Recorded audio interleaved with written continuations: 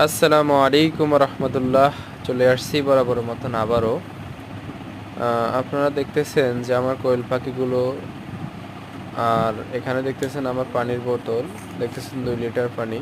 কোয়েল পাখিকে কীভাবে আপনার এই সুস্থ রাখবেন আর কিভাবে কৃমি ডোজটা করাবেন। আপনারা দেখছেন যে আমার হাতে প্যারাবিট, এটা মূলত কোয়েল পাখির 10 গ্রামের কোয়েল পাখির আপনার কৃমি ওষুধ।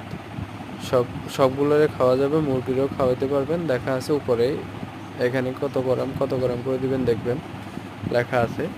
হাঁস মুরগি সবগুলোকে দিতে পারবেন। আমার হাতে একটা ফিল্টার দেখছেন আপনারা, যেটাতে আমি পানি দিই। তো ওটা 2 লিটার। ভালো করে নামটা দেখে রাখেন, ওটা 2 লিটার। তো 2 লিটার পানিতে আপনার 2 লিটার করে আমি এখানে দিছি আপনার 4টা, তার মানে 8 লিটার।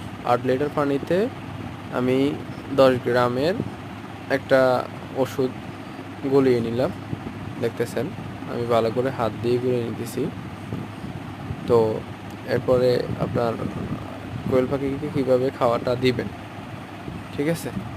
কিভাবে দিবেন আপনার, সকালে আমি কালকে রাত্রে পানি খাওয়াইছিলাম, আর আজকে সারাদিন সকাল, মানে আমি পানি খাওয়াই নাই। প্রায় 10টা বাজে এখন। তো 10টা বাজে আপনার আমি পানিতে অথবা খানাও দিই নাই, কিছুই দিই নাই, পেট খালি করছি। দেখতেছেন 2 লিটার এখানে ভরাইছি, ঠিক আছে? আপনার খানা দিবেন না, এরকম ভরাই রাখবেন। ভরাই রাখি, তারপরে মনে করেন যে খানাও বন্ধ, পানিও বন্ধ, ভালোভাবে ওষুধটা মিলেই এরপরে আপনার দিয়ে দিবেন। দেখতেছেন আমি এই পাশে দিছি, আলহামদুলিল্লাহ খাচ্ছে।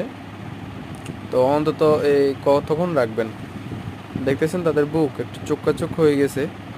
তো চোক্কা চোক্কা বুঝলে আপনার বুঝতে হবে যে তার কৃমির সমস্যা হয়েছে। এই দেখেন ছোটোটা, দেখেন ছোটো হয়ে গেছে, খানা টানা খাইতেছে না, ঠিক আছে?